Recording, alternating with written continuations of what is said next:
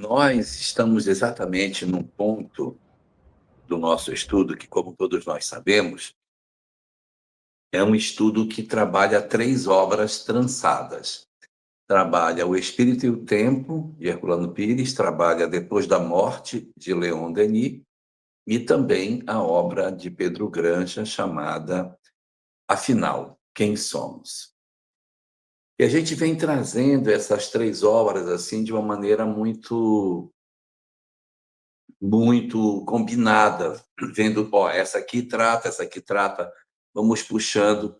E a gente, na primeira temporada, trabalhou fundamentalmente aquela parte magnífica, não é? Que é sobre a doutrina secreta e as conexões com os princípios espíritas. E já nesta segunda temporada, a gente fez já o momento do cristianismo, né, aquela passada pela história do cristianismo, e agora nós estamos entrando já no espiritismo em si. E nós estivemos nas últimas lives dando mais atenção ao texto de Herculano, que é um texto que constrói efetivamente essa desconexão, né, a ruptura do arcabouço religioso, que é o texto anterior que a gente estava lendo, e depois a chamada invasão organizada, que é essa etapa seguinte na qual a codificação kardeciana acontece.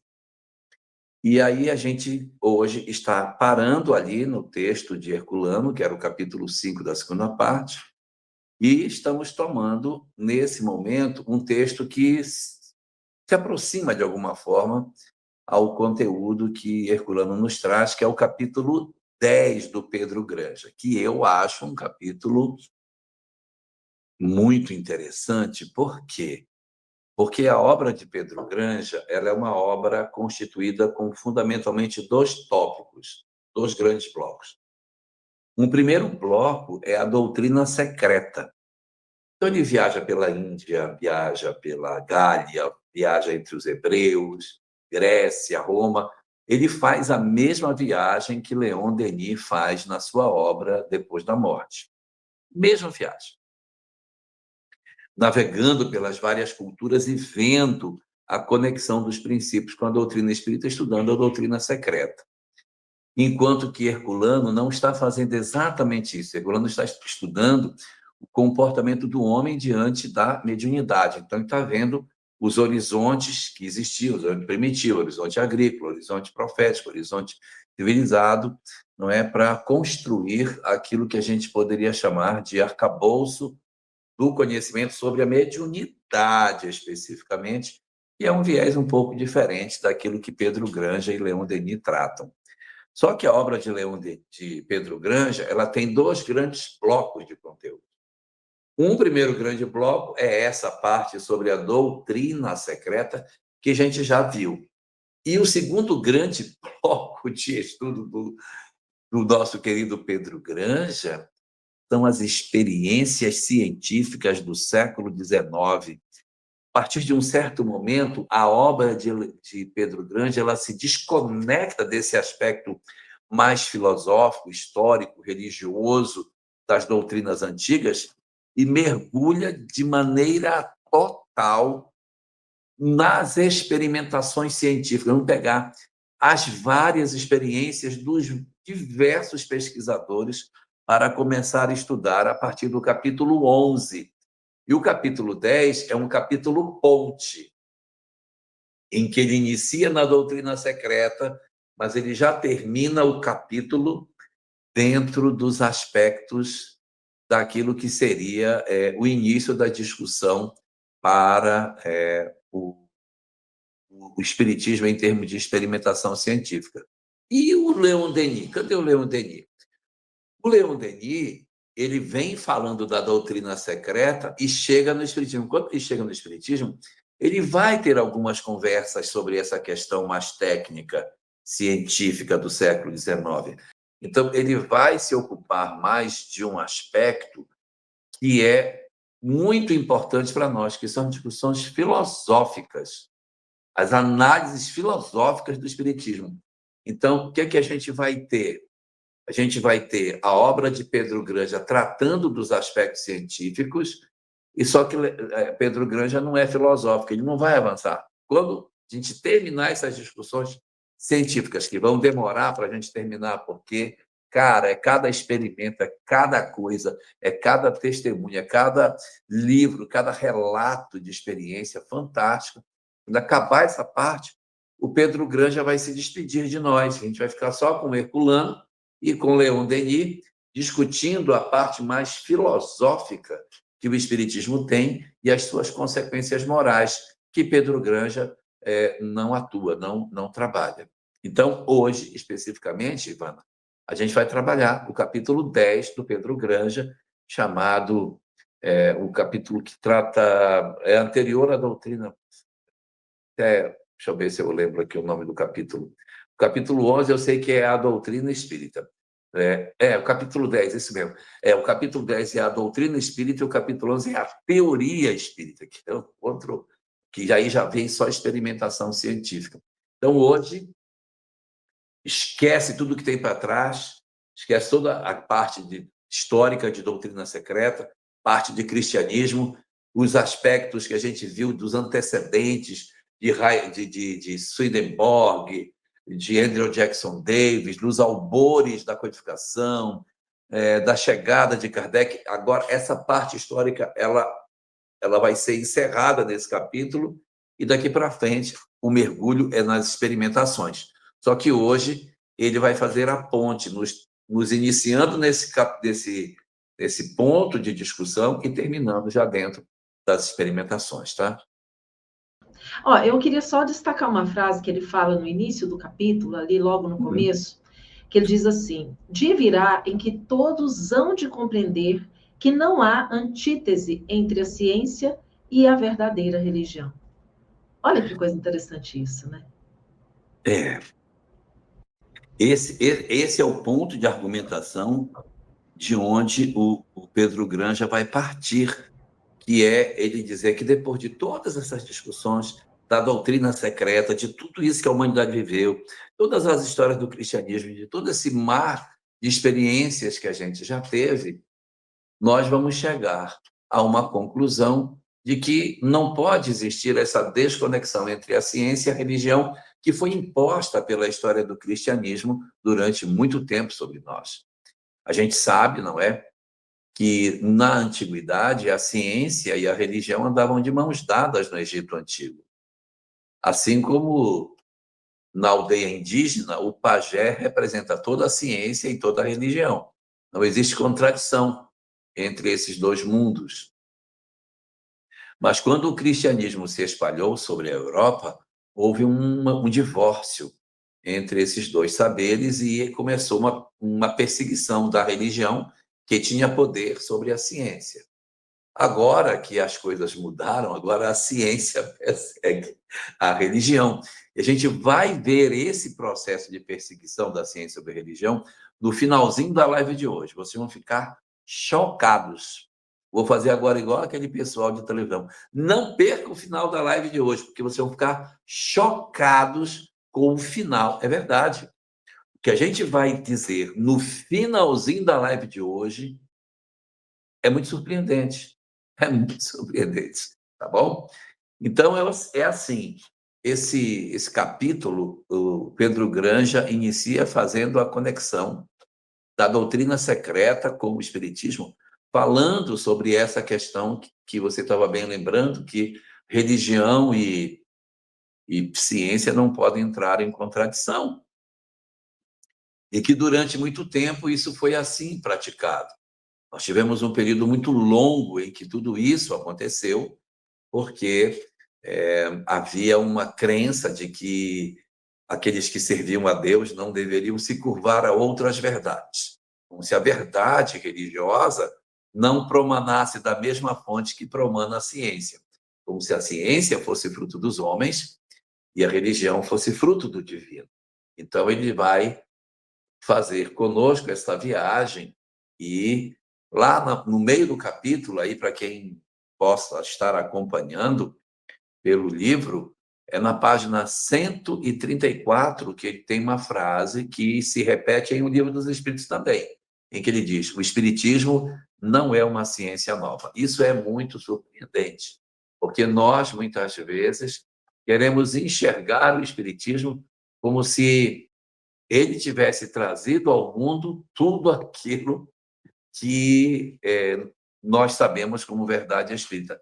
E isso não é verídico. Os conhecimentos espíritas são muito antigos e o próprio Kardec trata disso em 3 momentos em O Livro dos Espíritos.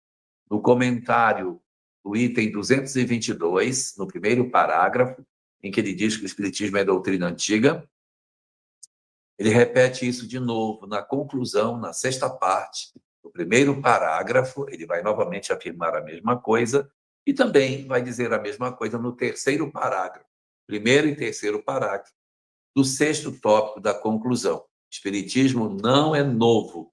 Seus saberes, seus conhecimentos são muito antigos e praticados desde a mais remota antiguidade. Ele vai buscar esse mesmo saber, essa mesma informação, que a gente já comentou aqui várias outras vezes, mas ele faz uma distinção entre a doutrina secreta antiga e o Espiritismo de hoje. Ele diz, o Espiritismo ele tem tudo da doutrina secreta do passado, porém, ele não tem os rituais, ele não tem o misticismo que a doutrina secreta apresentava, e nem tampouco ele tem a preocupação de fazer algum tipo de exigência, de ter algum tipo de rigidez naquilo que ele traz para cada um de nós. Então, como que a doutrina espírita se apresenta? Ela se apresenta como uma doutrina de recomendações. Olha, não faça isso, não faça aquilo. É uma doutrina viva, profunda, patente a todos os espíritos livres e que progride com a evolução. Eu acho tão bonito isso, sabe? Porque é uma doutrina que está liberta de todas essas questões. E na Gênese, no primeiro capítulo, do item 55, é dito que a doutrina espírita é uma doutrina progressiva. Eu disse progressiva. O que é uma doutrina ser progressiva? É que ela progride, ou seja, os seus saberes estão desse tamanho, mas daqui a algum tempo ele estará desse, depois desse, sem destruir o edifício anterior, que é o que Kardec destaca nesse item 55. Eu não posso colocar um tijolo novo tendo que quebrar um tijolo velho. Então, se quebrar um tijolo velho, é porque se provou que a doutrina estaria equivocada num ponto. Ela estava equivocada. Então, volta, refaz e constrói para frente correto. Até hoje, ainda não apareceu nenhum tijolo mal colocado, não é? Mas, por exemplo, o que Kardec discutia na sua época sobre clonagem, hein? O que ele falava sobre fertilização in vitro? Não tem, cara, não pode ter, não existia. Mas todas as discussões de fertilização in vitro que a gente tem hoje, elas precisam ser coerentes com aquilo que está colocado. Eu lembro, quando eu era menino pequeno, que as pessoas perguntavam, mas o bebê de proveta vai ter um espírito ligado a ele? A pessoa é um ser humano igual ao outro, que tem toda a vitalidade, toda a vida. Não, aquilo ali não tem espírito, porque, pelo amor de Deus, gente. Claro que tem, para orientar a estruturação do ser. Então, aí, esse aspecto da doutrina de ser viva e de ela também não fazer imposições para nós sobre coisa alguma. Ela é muito mais liberta, no sentido de que ela não traz proibições de dizer não, o Espiritismo, ele, na verdade, não permite isso. Não, aconselha que não faça, mas não tem aquele peso das doutrinas antigas que tinham as exigências dogmáticas, rígidas, que no passado aconteciam. E aí, dentro desse aspecto, Ivana, a gente vai ver o Pedro Granja resgatando a doutrina secreta e dizendo, mais uma vez vos repito, a origem do Espiritismo perde-se na noite dos tempos. É lindo isso. Pois a história nos mostra no berço de todos os povos, na Índia, no Egito, na Grécia e na Gália.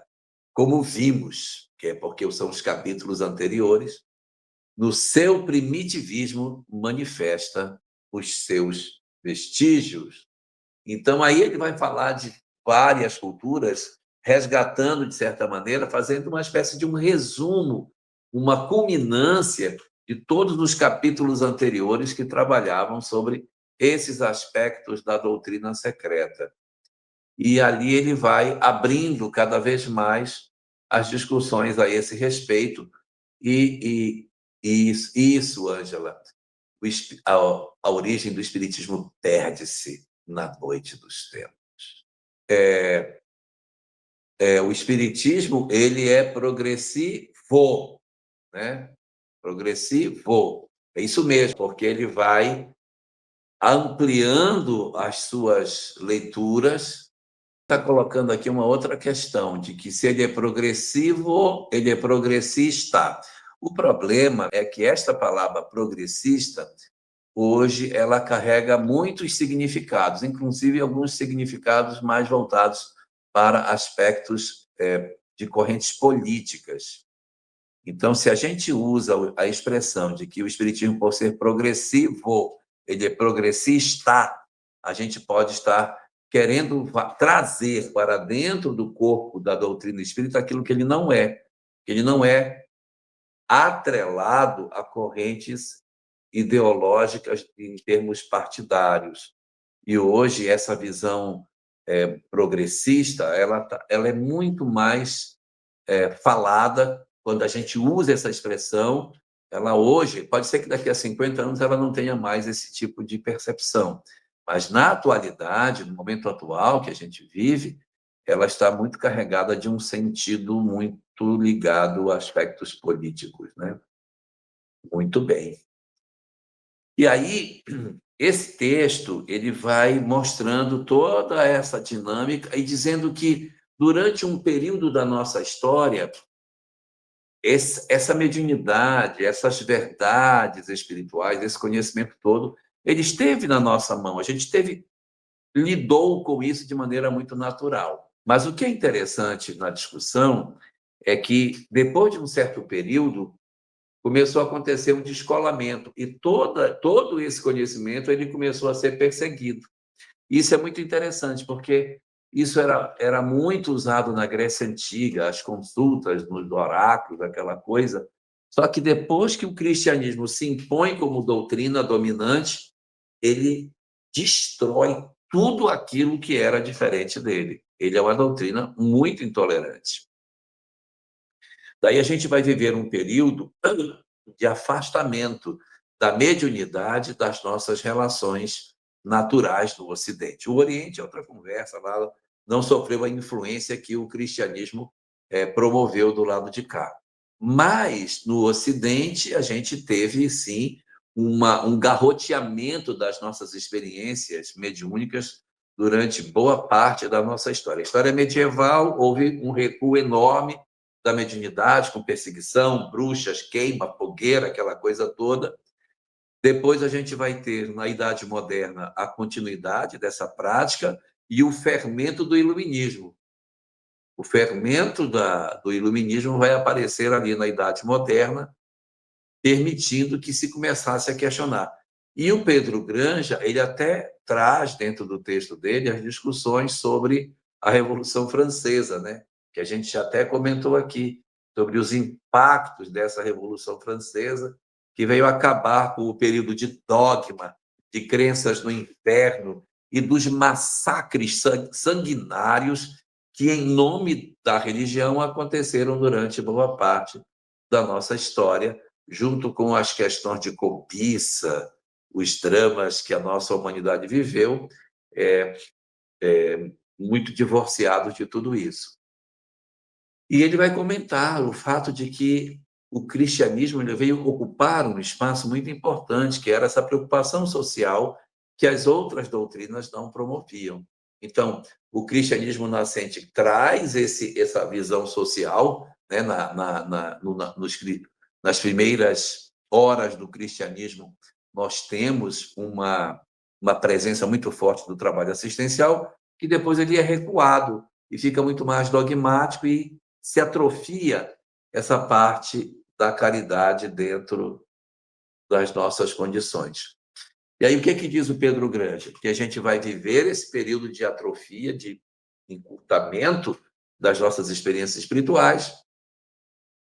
Vem a Revolução Francesa e abre espaço para que o científico possa pesquisar, e é quando, em consequência dessas possibilidades, o fenômeno de Hydesville acaba sendo bastante evidenciado na nossa sociedade. A gente vai ver aí, em março de 48, o fenômeno de Hydesville, que a gente já teve a chance, até a Ivana apresentou para nós na época, esse fenômeno que aconteceu ali nos Estados Unidos em março de 48, com as várias comissões que apareceram, todas as coisas, o reaparecimento do corpo, depois, na hora que foram construir o museu, da parede que caiu no barracão dos Fox.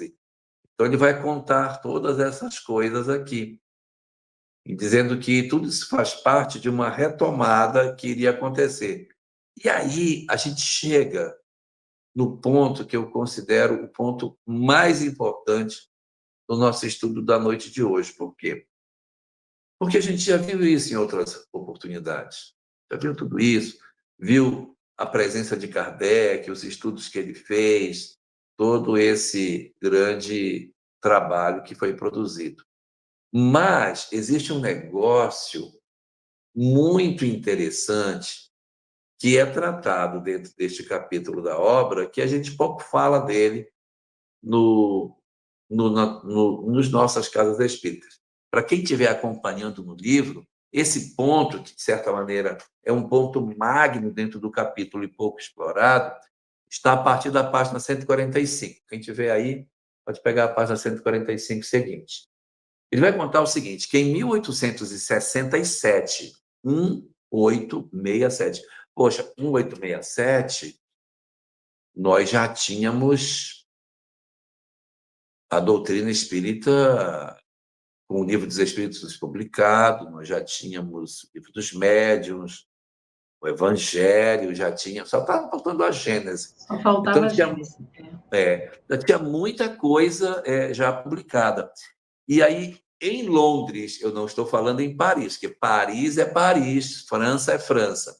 Mas na Inglaterra, ou seja, lá na ilha, eles decidem criar uma sociedade chamada Sociedade Dialética. Esta sociedade dialética era uma sociedade voltada para discussões filosóficas, científicas, para o debate das ideias. Seria como se fosse um espaço alargado de discussão, onde as novas teses pudessem ser debatidas. Como se a gente voltasse para a Grécia Antiga, tinha aquela parte ali da Grécia, onde os filósofos ficavam ali, não é? E aí eles apresentavam as suas teses, essas coisas, né, Ivana? Aquele lugar ali que tinha em Atenas, como é que é o nome? Esqueci. Eles iam para as praças, né? Eles ficavam nas praças Isso. falando. Tinha um nome específico também. O Aerópago, que o Paulo colocou. Aerópago, isso, que foi aonde Paulo falou, né? Então, ali nesses espaços, ninguém era criticado do que pensasse. Era livre pensar. Não, eu penso assim, olha, eu enxergo assim, eu enxergo dessa forma. E todo mundo estava livre para pensar como bem quisesse. Resultado, nós vamos ter nesta sociedade dialética a reunião só de gênios. O que eles fizeram? Nós vamos pegar pessoas extremamente cultas para que essas pessoas se reúnam para debater as ideias. E aí, qual foi o primeiro ponto e o ponto principal que a sociedade dialética achou que deveria debater? O Espiritismo.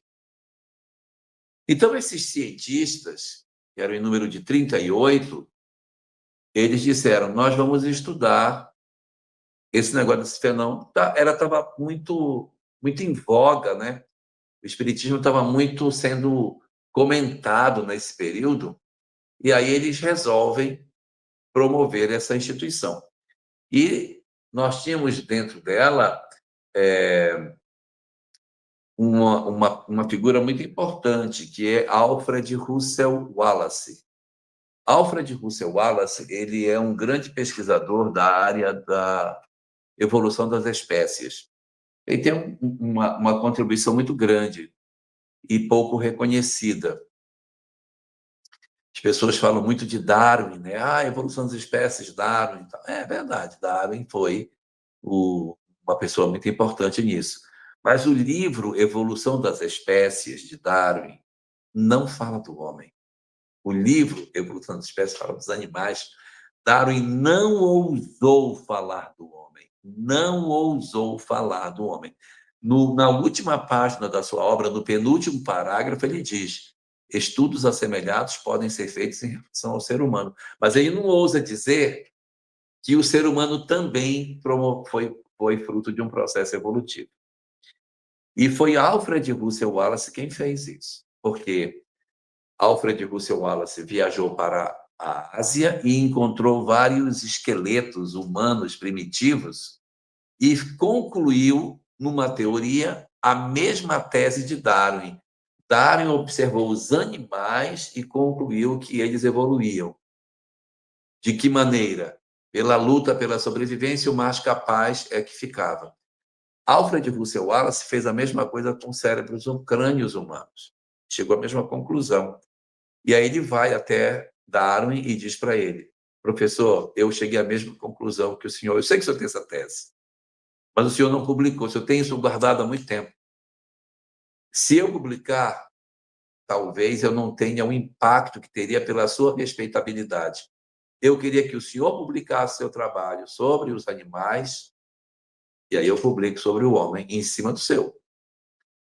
Aí o Darwin se aconselha com um grande amigo chamado Huxley, e o Huxley diz: publique, porque se você não publicar, somente o nome dele aparecerá na história. Aí o Darwin cria coragem, publica a Evolução das Espécies, e no ano seguinte, o nosso querido, 1860, nosso querido Alfred Russel Wallace publica A Origem do Homem.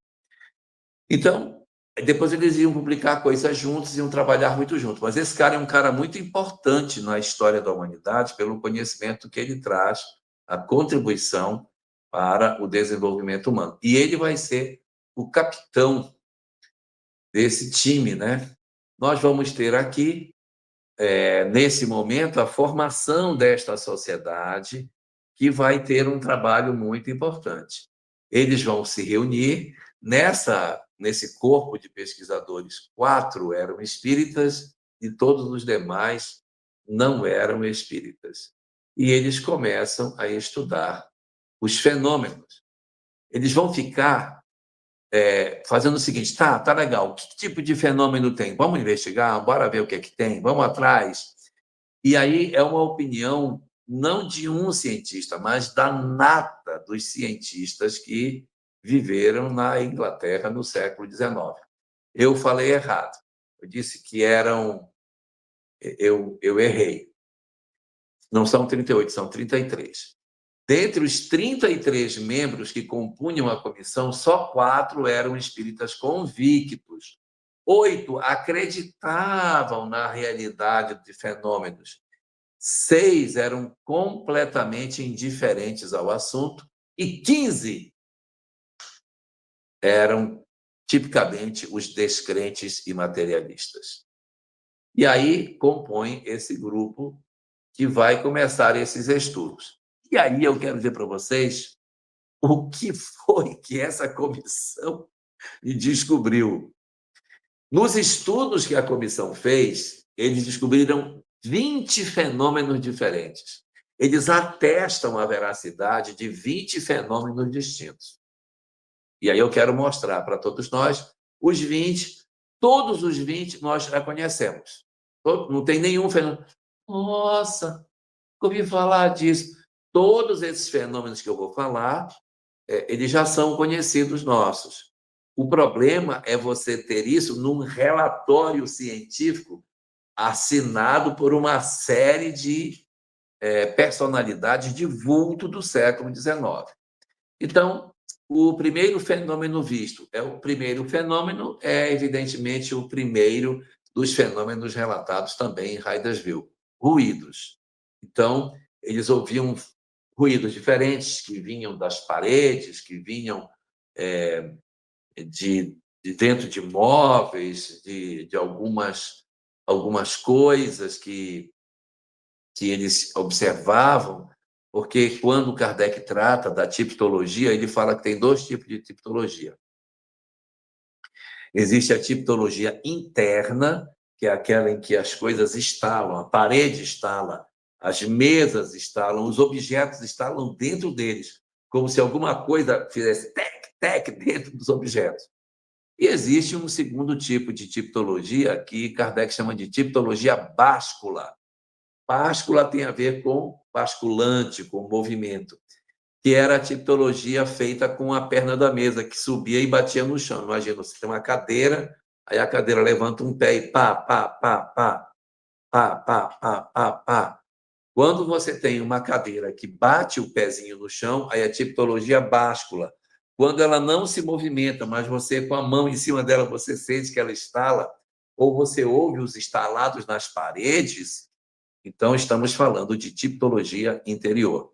Então, o primeiro fenômeno identificado, tipologia, muito comum, ruídos observados em móveis, em paredes, em vários elementos que estavam sendo observados, ok? Fenômeno número 2.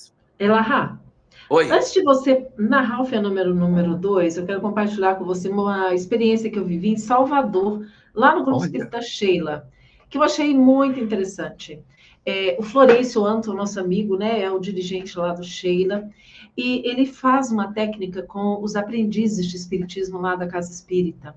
Eles estavam estudando o ESD justamente nessa parte que fala dos antecedentes, do surgimento da doutrina e tal. E eles, então, fizeram uma aula experimental. E eu estava lá e eu participei da aula. Eles fizeram uma aula experimental simulando aquilo que Kardec investigava, aquilo que os cientistas investigavam, colocando a mesinha redonda, eles conseguiram uma mesinha bem parecida. E, gente, a mesinha não só levantou-se, voltou para o solo, como se movimentou na sala de um lado para o outro. Mas porque era mediúnico ou porque eles tinham... Porque era mediúnico, porque o próprio Florencio é um médium de efeitos físicos e tinha também no ambiente outro companheiro do centro que tinha essa doação de ectoplasma, e eles, de uma forma bem didática, estudaram a teoria e fizeram uma reunião prática. Claro que nunca com aquela, né? Eu imagino que pujança, de uma forma né? pálida, né? Não com aquela pujança.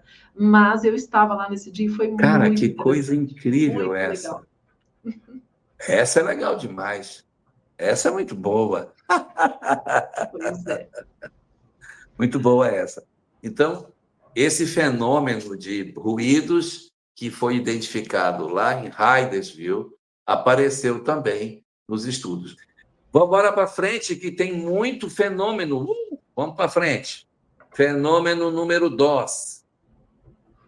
Corpos pesados movem-se sem ajuda de aparelhos mecânicos. Então, eles viram as mesas girantes. Eles não só viram ruídos, como eles viram as mesas girantes, que seria os objetos se movimentando, né? Essa coisa dos objetos se mexerem dentro da sala. Isso aí é uma coisa muito impactante. Então, primeiro fenômeno, a movimentação, né? Perdão, os ruídos. O segundo fenômeno, essa movimentação dos objetos. Ok? Vamos para o próximo. Fenômeno número 3, que foi observado. Os fenômenos dos ruídos e dos movimentos, eles não dependem da vontade das pessoas. Taran, não é uma coisa que eu diga, eu vou mexer o objeto. não é telecinesia, não é paranormalidade, porque os objetos se movem e os ruídos acontecem sem que as pessoas tenham desejo de que isso aconteça. Compreende o detalhe da coisa? Não é que as pessoas digam assim, bate parede, a parede, pá, pá, pá. Levanta a cadeira, e a cadeira levanta. Ela levanta quando ela quer e a parede bate quando quer. Ou seja, os fenômenos, eles não são feitos a partir da vontade humana, e o que é pior, responde perguntas. Você faz pergunta e obtém respostas das batidas. Muito doido, né? Fenômeno número 4. As respostas obtidas muitas vezes referem-se a fatos desconhecidos das pessoas presentes, não podendo ser, portanto, algo que possa ter sido retirado da mente do médium, porque a pessoa pode dizer assim, não, mas eu sei, qual é a capital da França? Aí, tá, todo mundo sabe. Mas aí eu pergunto, que objeto minha mãe me deu quando eu era criança, na hora que eu saí para estudar fora? Ela me deu um objeto. Que objeto que ela me deu? Então, é aí que a gente vai vendo a natureza desses fenômenos que estão acontecendo. Então, esse seria o quarto dos fenômenos. Vamos para o quinto fenômeno. Os fenômenos não são iguais com todas as pessoas. Eles perceberam que haviam pessoas que parece que tinham mais habilidade para produzir o fenômeno, que na presença delas, os fenômenos eram mais pujantes, e que quando essas pessoas não estavam, os fenômenos eram brandos ou não aconteciam. Olha aí. Para as mesas girarem, havia médiuns e doadores de fluidos? Que é exatamente isso que você está falando aí, né? Da presença de alguns, eram mais pujantes e tal. Sem dúvida nenhuma, e para que a gente pudesse ter a manifestação desses fenômenos, precisava de alguém para ser o doador de fluido, que nós chamamos de médium. Kardec, no item 159 do Livro dos Médiuns, fala que todo mundo é médium. Grau maior ou menor, todo mundo teria essa capacidade. Mas existem alguns que teriam mais capacidade. Esses que têm mais capacidade são chamados de médiums ostensivos, ou simplesmente médium. A gente pergunta, quando você é médium, no fundo, a pergunta é se a pessoa é médium ostensivo, mas não como se fosse só esses que fossem médium. Todos, na verdade, somos, sendo que alguns mais do que outros. Fenômeno número 6, levitação. Levitação, caramba!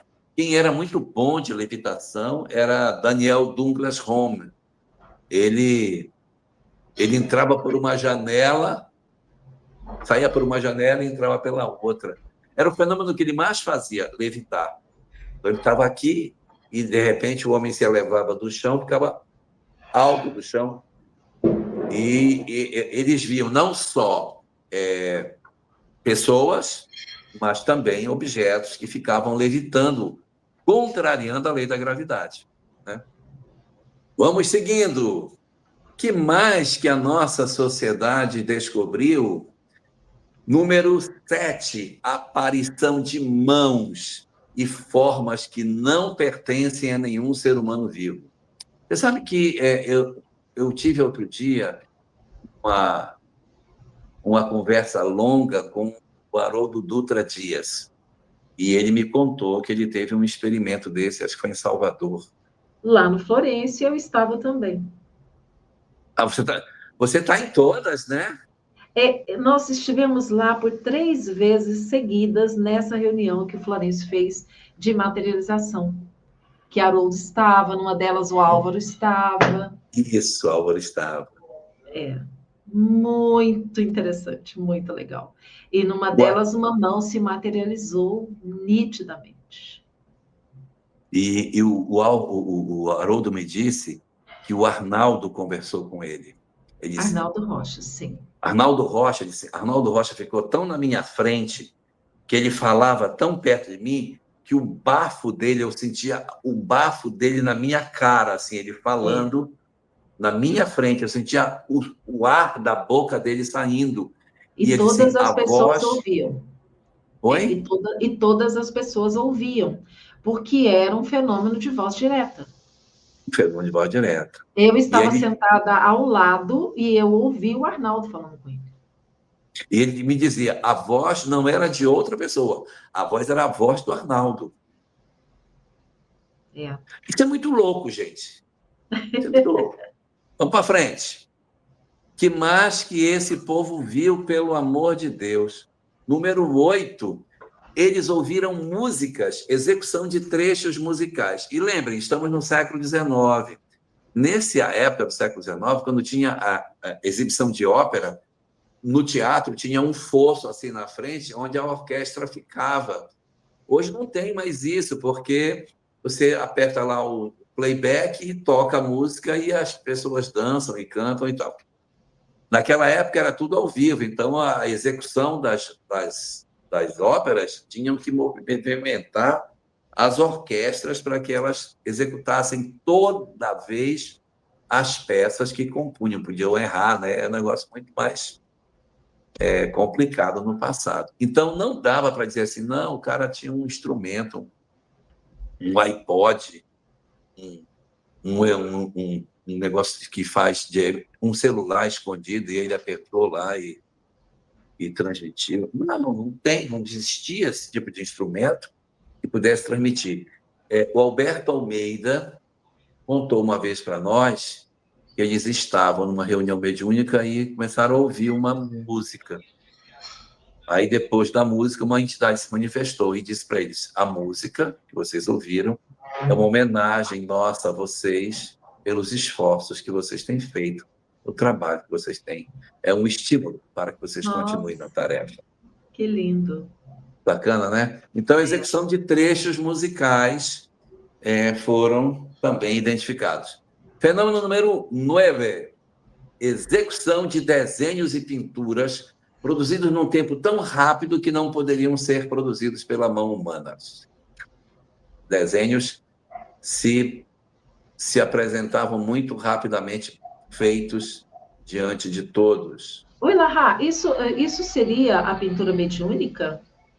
Ou era um fenômeno de escrita direta, de desenho sem a mão humana? Parece uma pneumatopictografia, né? Ou seja... Porque isso a gente vê hoje, o Florencio, por exemplo, né? Pinta uma tela belíssima em 8 minutos, em 10 minutos, com riqueza de detalhes, né? Eu já vi ele fazendo na minha frente essas telas. Muito interessante. Eles não chegam a esclarecer aqui se é feito com a mão do médium ou se era aquele fenômeno do pneuma, porque tinha pneuma. Vai falar daqui a pouco de pneumatografia, que as escritas apareciam espontaneamente nos papéis, né? Isso também existia. Mas aqui me parece que seria mesmo a pictografia. O médium... O médium, muito rápido. Produzindo, é possível, né? Quando ele chega no 9, ele dá uma parada para dizer, eu quero dizer para vocês quem estava nessas reuniões. Estava Alfred Russel Wallace, William Crookes, que é o que vai investigar Kate King na mediunidade de Florence Cook, no período de 1870 a 1874, ou seja, é depois desse aqui, ele entra aqui e depois vai investigar Florence.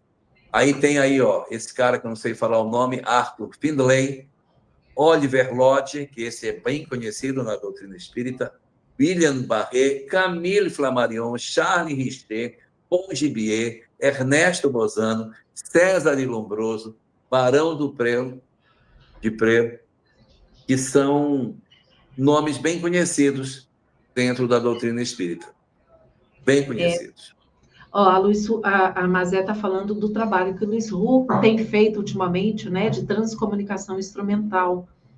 E um fato interessante é que agora, no último congresso de Juiz de Fora, que nós estivemos lá, o Luiz Hu fez esse trabalho Durante a pintura mediúnica do Florencio, o Luiz Hu montou a cabine, fez o trabalho, e as mensagens que chegaram e as imagens que ele captou, o Álvaro Mordecai confirmou.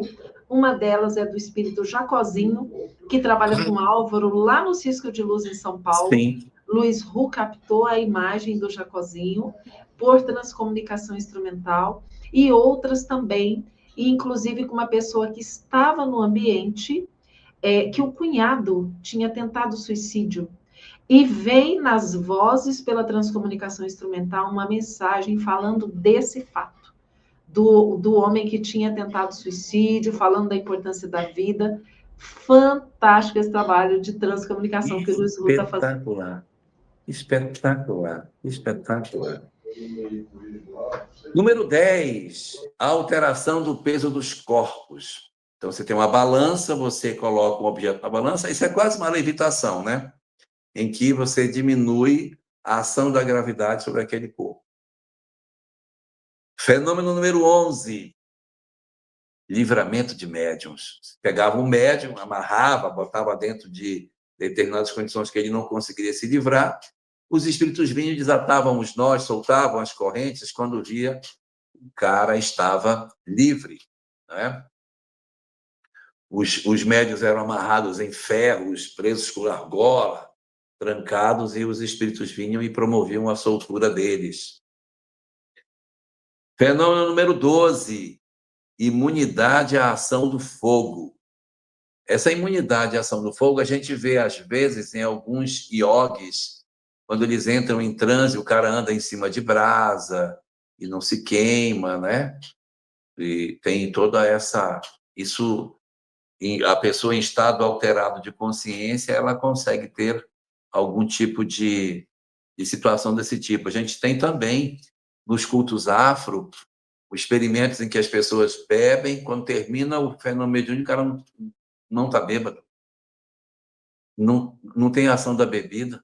O cara fuma, quando termina, ele não tem nem o gosto do tabaco na boca, tem nada. Ele leva todas as impressões, né? Muito bem. Aí, ó, imunidade contra o fogo. Fenômeno número 13. Aí, ó, escrita... Não, isso ainda não. Escrita automática, que era... É a psicografia, né? Aí é a psicografia. Não é ainda a pneumatografia, que está no item próximo. O item 13 era a psicografia, com a letra do desencarnado. Então, era mecânico, né? É mecânico. Escrita E quando é automática. espelhado? E às vezes com escrita espelhada. Como o Divaldo fazia às vezes. Divaldo fazia. Eu lembro no em outro primeiro... idioma. Eu lembro no primeiro Congresso Espírita Internacional em Paris, que ele trouxe uma mensagem de Leon Denis em francês e também espelhada. Aí eu, que sou burro, quando eu vi aquela mensagem, digo, gente, como é que esse pessoal vai ler isso? Como é que vão fazer para ler? Porque é muito difícil. E o cara leu tão facinho, ele pegou a mensagem, virou ao contrário e botou na luz. Pôs na luz. Foi simples. Pegou, virou o verso e na luz ele foi lendo. Em francês.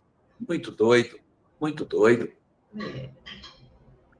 Então, a escrita automática aqui, que seria com a mão do médium, com a letra do espírito, com as características e em línguas que ele não conhece, tá? Variando o tipo de letra por forma, a imitar extraordinariamente a letra do indivíduo a quem é atribuído. A escrita pode ser em língua do médium ou em línguas que ele desconheça. Se o fenômeno é mecânico, é muito fácil que a língua seja outra, porque a ação é direta no braço, né? E vale destacar, então, casos aqui no Brasil em que a psicografia foi usada como provas em processos nos tribunais, inclusive ajudando a inocentar pessoas que eram acusadas de assassinato, não é? Nós temos um caso que é aqui de Goiás, que foi um acidente entre dois jovens amigos com arma de fogo e uma carta do Chico que trazia a assinatura exata do desencarnado, foi aceita como prova no processo. E o rapaz foi inocentado. Que coisa impressionante, né? E assim, aí você vê o valor da mediunidade do Chico, né? Pois é. Muito interessante. Vamos para frente. Tem mais? Tem mais produção. Vamos ver. Tem. Ó, escrita direta. Escrita direta, assim, não tem a mão do médium. No livro dos médiuns, o Kardec até cita essa mediunidade e dá até detalhes como é que ela era feita. Ele tinha uma caixa, abria a caixa, botava o papel dentro da caixa, fecha a caixa, tranca a caixa com um cadeado. E depois tem um pedaço de papel que todo mundo assinou, que eles passam cola e pregam esse papel no fundo do cadeado. Ou seja, se alguém tivesse que acessar o cadeado para abrir, automaticamente teria que romper o lacre. E aí, no caso, não tinha lacre para romper. E o Kardec até comenta no livro dos médiuns que a tinta que é usada, entre aspas, para fazer esse fenômeno é uma tinta cor de chumbo. Essa tinta é uma tinta cor de chumbo, que não tem a mesma cor o tempo todo. Tem horas que ela fica com tons mais claros, outra hora ela fica com tons mais escuros, mas é uma tinta púmblea que é usada para a escrita dos textos. Quando abrir a caixa no final da reunião, vai mostrar, ó, tá selado aqui, ó, tá com selo ainda, vamos quebrar o selo aí, pá. Aí metia a chave do cadeado. Quando abria, mensagem escrita dentro da caixa. Escrita direta, sem a emprego da mão do médium. Fenômeno número 15. Além daquilo que a gente já tinha visto, das aparições das mãos lá atrás, aparecia faíscas, estrelas, globos e materialização de corpos inteiros. Meu Deus! Fosforescentes.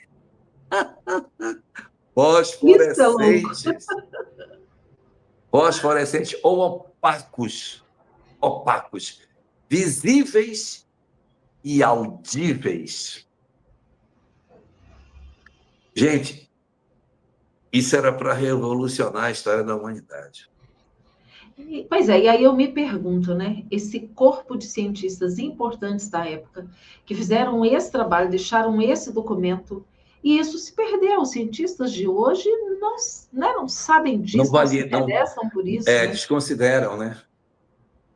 Número 16, fotografias e moldagens espíritas. Então, tinham moldagem de parafinas que se faz, né?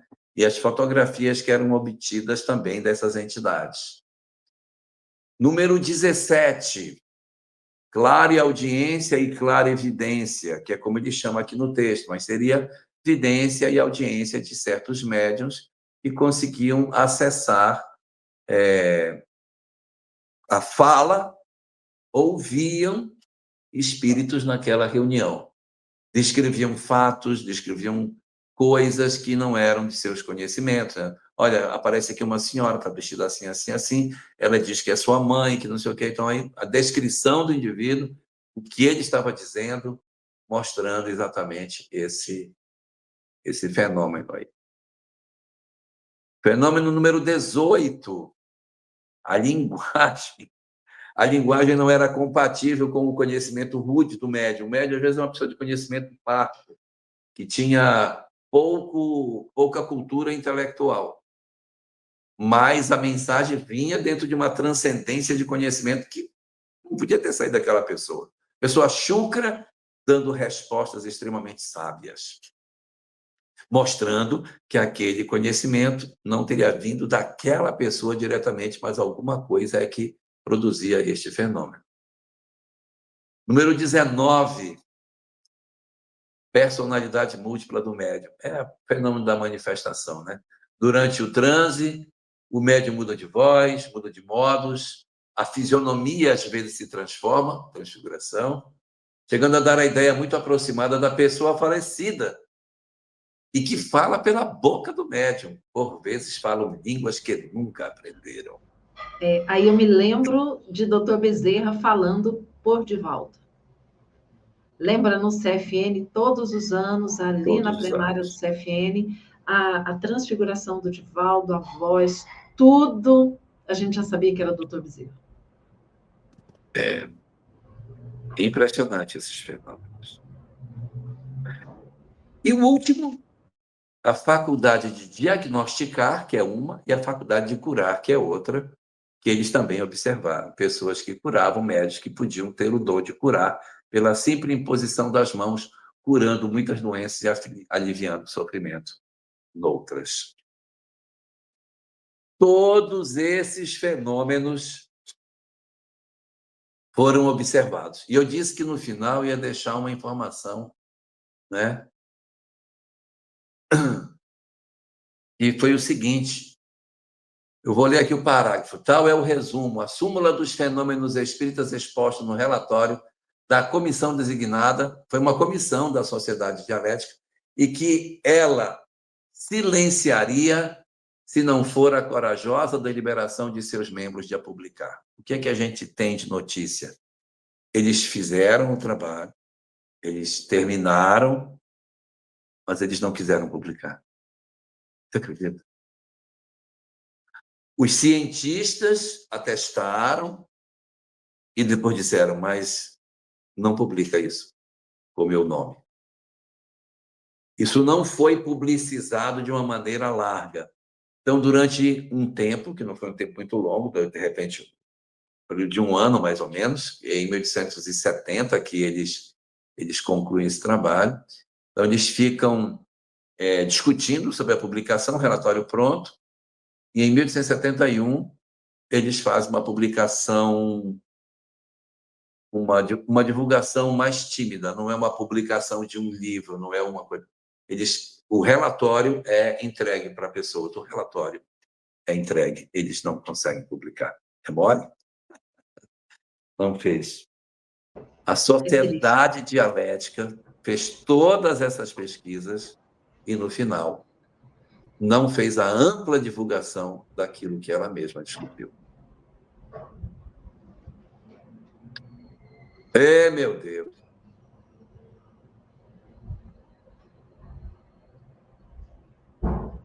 Muito complicado. O que é que nós temos aqui no nosso chat? Nós temos o João Batista, que está com uma dúvida em relação à doutrina secreta. Foi originalmente escrita por Helena Blavatsky, né? Ele colocou Petrovna, deve ser outro nome dela? Pode ser. Estou com essa dúvida. Não. Você está certa. Helena Blavatsky, que é a criadora da teosofia, ela escreveu um livro chamado A Doutrina Secreta, em que ela mostra que esse conhecimento era velho, que andou pelo Egito, andou pela Grécia. Então, Madame Blavatsky, ela faz o resgate histórico de tudo isso e diz, está aqui, ó, tudo isso que a gente está falando hoje, isso é velho. Porque a teosofia tem reencarnação, tem mundo espiritual, tem todas essas coisas que a gente tem em doutrina espírita. Com algumas diferenças, né? Por exemplo, Madame Blavatsky acha que o espírito não pode incorporar, que você tem que dialogar com ele, mas ele não pode assumir o corpo, entendeu? Ela diz, não, você vê o espírito, isso aqui que você quer, diz, olha, tem um espírito aqui, ele está dizendo isso, tal, e a imagem não pode deixar com que o espírito assuma o corpo. Coisas da teosofia, né? Mas a reencarnação, além de causa e efeito, a mediunidade, o mundo espiritual e tudo mais, é muito parecido.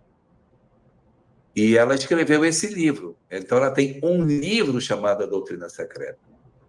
Leon Denis tem um livro chamado Depois da Morte. Nesse livro, Depois da Morte, a primeira parte, o primeiro capítulo desse livro chama-se A Doutrina Secreta, em que ele vai discorrer sobre as várias religiões do mundo antigo, que eram todas muito parecidas. Este livro que estamos vendo hoje, o capítulo 10, que é o Afinal Quem Somos, ele também tem essa mesma proposta. O livro, na primeira parte dele, nos primeiros 9 capítulos, é uma discussão sobre a presença das verdades espíritas nos diferentes povos antigos. Então, tudo isso nos ajuda a entender esse fenômeno. Então, tem sim um livro da Madame Blavatsky, mas o que a gente está falando, doutrina secreta, não é que a gente poderia imaginar que é apenas um livro da da Madame Blavatsky. É, na verdade, esse conhecimento antigo que é todo muito semelhante nas várias doutrinas do passado. Ó, aí está explicado, ó. Blavatsky é o último sobrenome. Helena Petrovna Blavatsky. Ah, legal. Está explicado. Então, veja só. Nesse momento, nós cortamos as amarras com a história de trás. Como eu disse para vocês, esse capítulo é uma ponte, porque a gente começou lá no que era objeto de discussão e ele nos termina dentro dos experimentos do século XIX. A partir de agora, é só experimento. O livro vai embora. Tem cada experimento maluco que o Pedro Granja. Pedro Granja, ele escreve essa obra bem depois do Leon Denis. A primeira parte da obra do Pedro Granja, ele pega muita coisa do Leon Denis e põe na obra dele. Só que o Leon Denis vai desencarnar em 1927, 28, 27, 28, por aí. Então, ele não enxerga muita coisa que aconteceria no século XX. E o Pedro Granja vai escrever as experiências científicas que ele teve a chance de assistir, participar e ter acesso a documentos que o Leon Denis não conseguiu acessar. E o nosso querido Herculano Pires, ele está mais preocupado com os aspectos filosóficos. Então, quem vai discutir experimentação científica é Pedro Granja. Capítulo 11, 12, 13 é só experiência científica, experiência de materialização, experiência de desmaterialização de médium. Está tudo agora na sequência dos nossos estudos que se afastam da doutrina secreta em termos filosóficos e se tornam uns estudos da prática da mediunidade nesse período. Mas olha, o Jorge, essas reuniões são muito interessantes, como nós participamos lá no Grupo Espírita Sheila, porque mostra para nós a mediunidade como sendo um fato natural. Não tem nada de místico, né? Esse intercâmbio é natural. Existem ainda os médiums que são médiums de efeitos físicos, como foi colocado aqui, o Álvaro, por exemplo, é um médium de efeito físico, Sim, Florencio também, né? Então, isso é fato natural, nós não temos que enxergar isso como algo miraculoso. Imagina, foi tudo isso que Kardec viu na época que ele começou a estudar o Espiritismo, né? Hoje, claro, com muito menos intensidade, mas a gente ainda tem esse tipo de mediunidade e a gente precisa tratar isso de forma natural, não é? E, de certa maneira, o próprio movimento espírita, como ele não estimula, a gente acaba até passando batido em algumas pessoas que poderiam ter essa faculdade. Por exemplo, o Chico era médium de materialização, mas ele não exercia isso na maior parte do tempo dele como médium, né? Ele focou numa outra tarefa, né? Eu acho que a gente até entende que ele direcionou a força dele, né? O esforço maior na tarefa do livro, né? Que seria mais útil. Seria mais útil do que, de repente, você se concentrar no fenômeno apenas e não trazer a contribuição transformadora que ele conseguiu oferecer com o livro, né? Exatamente, sem dúvida, né? Mas eu já presenciei inúmeras vezes, por exemplo, esse trabalho da pintura mediúnica, momentos lindíssimos, né? Em que o espírito pintor retrata alguém que está no auditório. E depois que termina de retratar, ele desce do palco e entrega o quadro de presente para a pessoa, né? Já vi retratar um desencarnado, um familiar desencarnado de alguém que está no auditório assistindo, de repente retrata a filha desencarnada, Esse é o meu marido. filho. Coisa mais linda, né? Então, olha que coisa linda, né? Os espíritos trazendo aí a prova da imortalidade da alma. É muito lindo, né? Então, boa noite, boa semana para todos nós. Boa noite, Alahá. Um abraço Boa noite, a todos. Ivana. E a gente se vê, gente.